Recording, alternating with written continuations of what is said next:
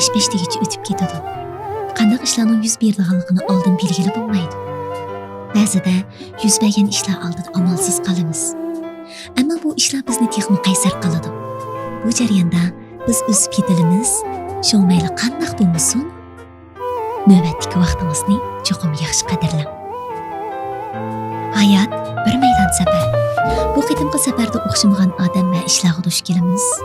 Ondan qadamimizni ostiltib, yangi shaylarni qabul qilamiz va taniymiz.